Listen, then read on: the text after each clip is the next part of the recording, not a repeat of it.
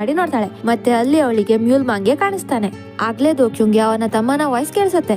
ಮತ್ತೆ ದೋಕ್ಯುಂಗ್ ಮ್ಯೂಲ್ ಮಾಂಗೆ ಇದೆಲ್ಲ ಸರಿ ಮಾಡ್ಲಿಕ್ಕೆ ಹೇಳ್ತಾಳೆ. ಆದ್ರೆ ಮ್ಯೂಲ್ ಮಾಂಗ್ ಅಲ್ಲಿಂದ 1 ಇಂಚ್ ಕೂಡ ಅಲ್ಲಾಡಲ್ಲ. ದೋಕ್ಯುಂಗ್ ಮನೆಯಿಂದ ಹೊರಗೆ ಬಂದು ಅವಳ ತಮ್ಮನನ್ನ ನೋಡ್ತಾಳೆ. ಮತ್ತೆ ದೋಕ್ಯುಂಗ್ ನ ತಮ್ಮನ ಹೆಸರು ಸನ್ ಕ್ಯೂಂಗ್. ದೋಕ್ಯುಂಗ್ ಸನ್ ಕ್ಯೂಂಗ್ಗೆ ಅವಳ ಎಕ್ಸ್ ಬಾಯ್ ಫ್ರೆಂಡ್ ಬಗ್ಗೆ ಕೇಳ್ತಾಳೆ. ಮತ್ತೆ ಇಲ್ಲಿ ನಮಗೆ ಗೊತ್ತಾಗತ್ತೆ ಸನ್ ಕ್ಯೂಂಗ್ ದೋಕ್ಯುಂಗ್ ನ ಎಕ್ಸ್ ಬಾಯ್ ಫ್ರೆಂಡ್ ನ ಓಡಿಸ್ಕೊಂಡು ಹೋಗ್ಬೇಕಾದ್ರೆ ಅವನ ಆಕ್ಸಿಡೆಂಟ್ ಆಯ್ತು. ಮತ್ತೆ ಸನ್ ಕ್ಯೂಂಗ್ಗೆ ಅವನಿಗೆ ಹಾಸ್ಪಿಟಲ್ಗೆ ಸೇರಿಸಿದ್ದಾನೆ ಅಂತ. ಸನ್ ಕ್ಯೂನ್ ದೋಕ್ಯುಂಗ್ಗೆ ಆ ಮತ್ತೊಬ್ಬ ಹುಡುಗ ಎಲ್ಲಿ ಅಂತ ಕೇಳ್ತಾನೆ. ಇಷ್ಟ ಹೇಳಿ ಸನ್ ಕ್ಯೂನ್ ಮ್ಯೂಲ್ ಮಾಂಗ್ ನ ಹುಡುಕ್ಲಿಕ್ಕೆ ಮನೆಯೊಳಗೆ ಹೋಗ್ತಾನೆ. ಮತ್ತೆ ಅವನನ್ನ ತಡಿಲಿಕ್ಕೆ ದೋಕ್ಯುಂಗ್ ಅವನ ಹಿಂದೆ ಓಡ್ತಾಳೆ.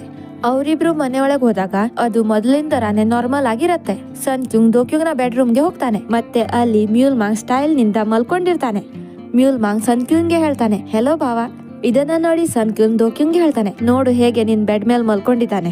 ಅದಕ್ಕೆ ಮ್ಯೂಲ್ ಮಾಂಗ್ ಕೂಡ ಹೇಳ್ತಾನೆ, ನಾನ್ ತುಂಬಾ ಟ್ರೈ ಮಾಡ್ದೆ ಆದ್ರೆ ಅಡ್ಕೊಳ್ಳಿಕ್ಕೆ ಇಲ್ಲಿ ಜಾಗಾನೇ ಇಲ್ಲ.